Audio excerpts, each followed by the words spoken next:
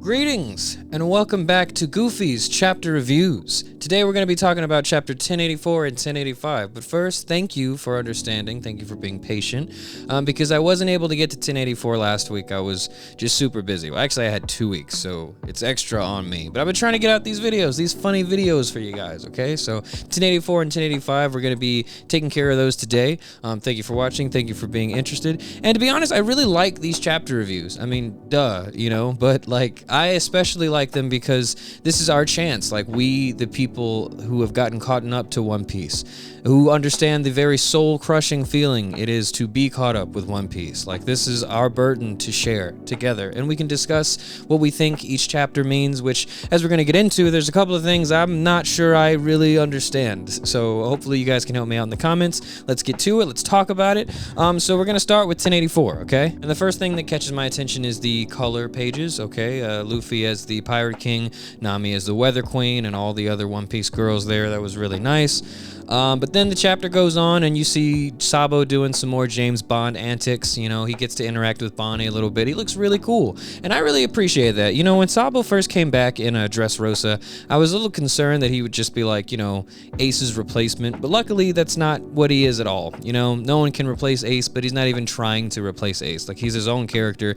And I'm really excited that he's sort of shaping up to be this thing that Luffy can't. You know, like this symbol of revolution and things like that, because Luffy, like, you know, to be honest, like in my videos, like I exaggerate this all the time, like Luffy's just a crackhead that goes from island to island beating people up, but you know, there's a little bit of truth in that, in the sense that Luffy's not preachy, you know, like he's not gonna show up and like explain why something's wrong or implement any ideas of how change actually has to happen. Like, he very much only has one plan, and that is punch whoever is in charge, like, you know, which isn't necessarily a bad thing, but it's like, you know, I think Wano is a really good example. Like, Kaido and Orochi were in charge for 20 years, you know, they had tax policies, like they had a lot of things, like it was awful, like everything that they did was bad, and I'm sure Momonosuke is going to enact some really positive changes, but also, like, he's an 8-year-old, you know, we didn't think about that, you know, like, so, there's an entire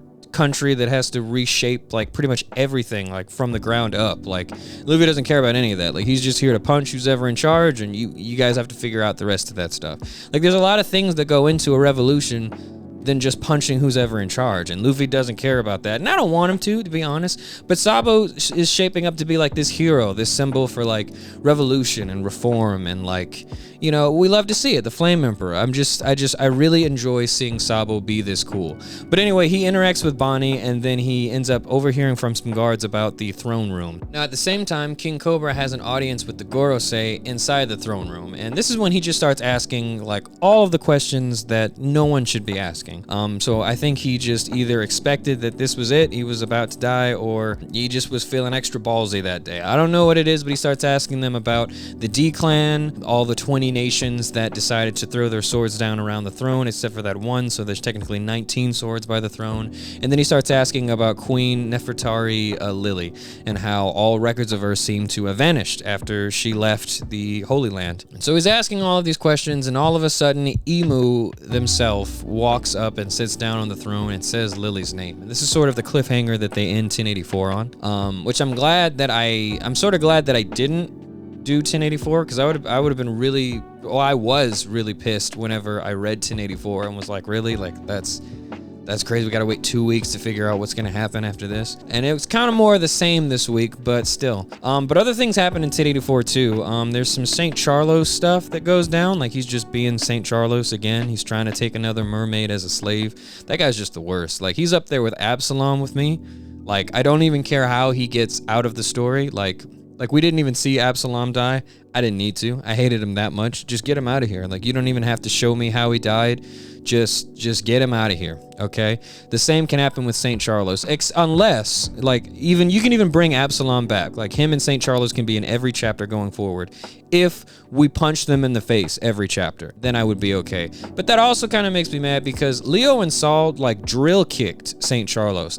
They turned him into a pancake. How is he still alive? How is this an attempted assassination attempt on a celestial dragon? How did they just not kill him? Like, I'm so tired of him just miraculously, like, coming back. Like, I know Oda doesn't like to kill people, but bro, you're gonna have to make some exceptions, okay? And I think St. Charlos, he's one of those guys. That's all I'm saying. But anyway, so Leo and Saul do that. They're in trouble. But like I said, the chapter ends with Imu sitting on the throne, and that's kind of like the big cliffhanger. So 1085 starts with Cobra just shook. Like, he's just shaken by the fact that someone sits down on the throne. And when the Gorosei address Imu as the Great Imu, that's when Cobra kind of says, like, you know, I think I've heard that name before. Like, I'm sure that it was one of the original 20 families that laid down their swords in front of the throne.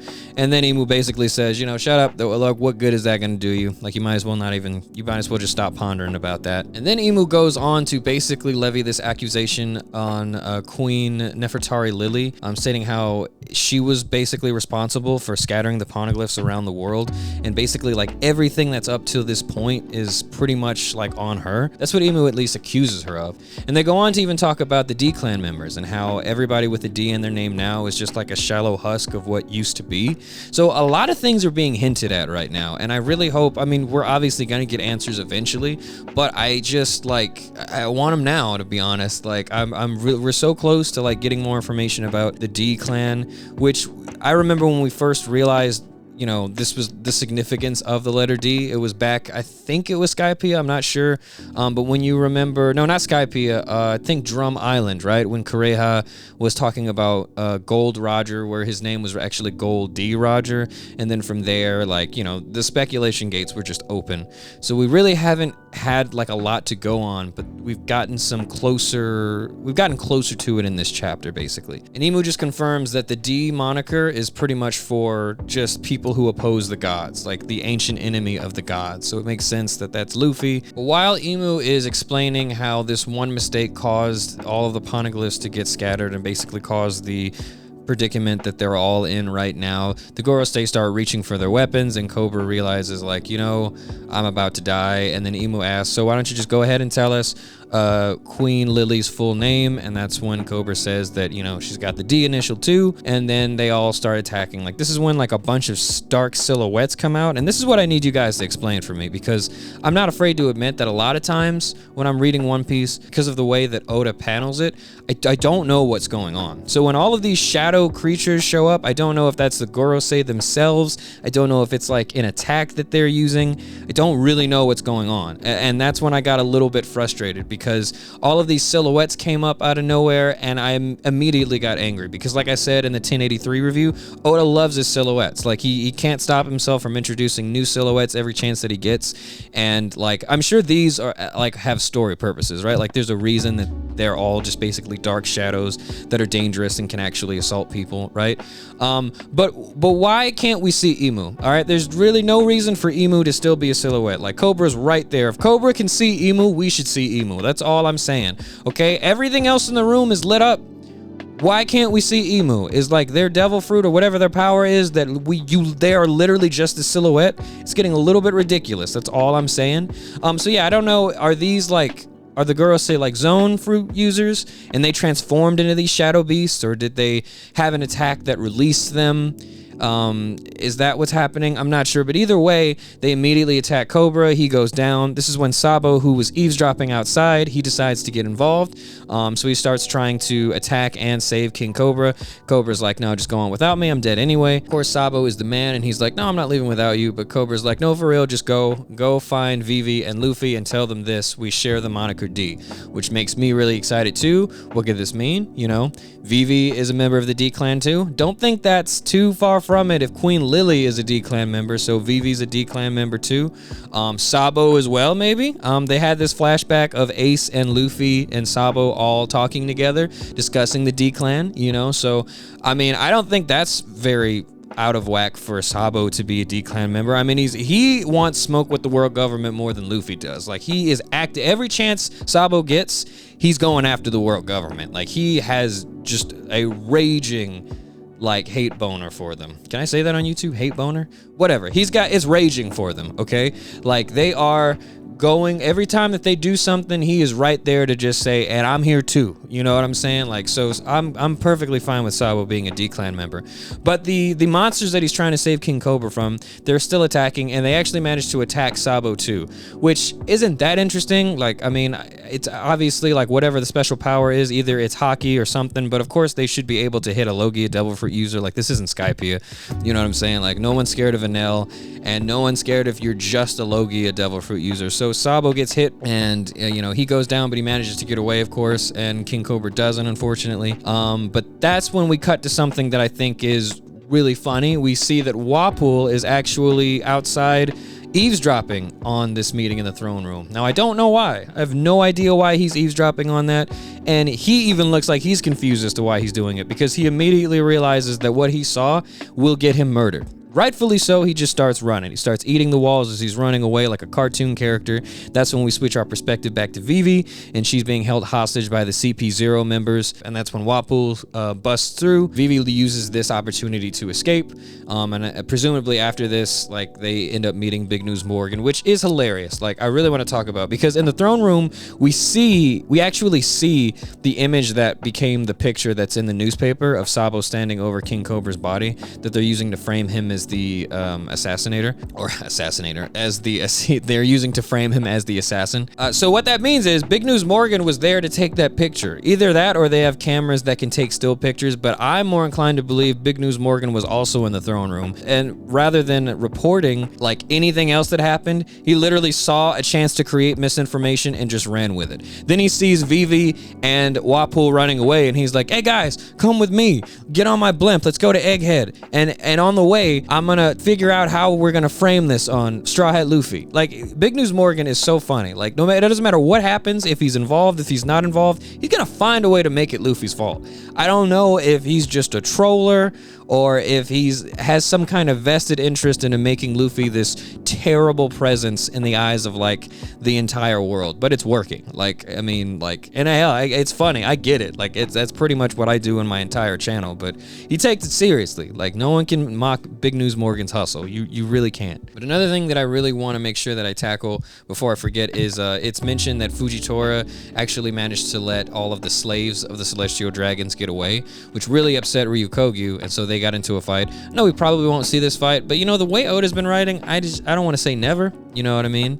I would really love to see that fight, because I think it's really interesting, because how Ryukogi was introduced, he was talking to Fujitora as if they were friends. The worst admiral, like, he's just, like, objectively, in my eyes at least, I don't know if you guys think he can, fight. I don't think he can fight. I don't think he knows how to fight. I don't think he can do anything. I'm not impressed at all. I mean, it's one thing, like, I know Shanks just spooks everybody, right? But he was spooked, like, so much so to leave. Like, Kizaru would have thought about it. Kizaru would have been like, maybe I should run the ones with Shanks. Ryukogu, like, he shit himself, and then he just left. Like, I cannot see an admiral that I respect doing that, okay? But that was Ryukogu, and so, you know, Fujitora is a dog, so, like, I don't know how that fight went, but I know Green Bull didn't win it. That's all I'm saying. But I think it's about time Fujitora just showed his hand. I really do. I think it's about time. But what I really want to see in the next chapter, I think that we've got all the information that we need out of the Reverie. I might be missing something, and please let me know in the comments if I am, but I don't think that we need any more information from the Reverie, like need any more information from the Reverie. I think all of the characters' points of view have been explored that we were really interested in, and again, I could be forgetting something, please let me know. But what I really want to get back to is Egghead. Like, I'm curious about Aokiji and Garp and everything happening on that pirate island, but you know, we have been away from the Straw Hats for so long, and you know, it only takes Luffy 5 minutes to do something so ridiculous that a flashback will not do it justice. Like, for real, we've been gone for a long time, okay? Usopp is still a stone statue, Frankie is still half a stone statue. Like, who knows what Luffy's been doing all this time, but I swear, all it takes is like 5 minutes for him to do something so ridiculous. When we come back, Oda's just gonna tell us straight to our face, like, yeah, you had to be there. And we're not going to get a flashback. We're not going to get an explanation. We're just going to have to roll with it, and we're going to have to figure things out as we go.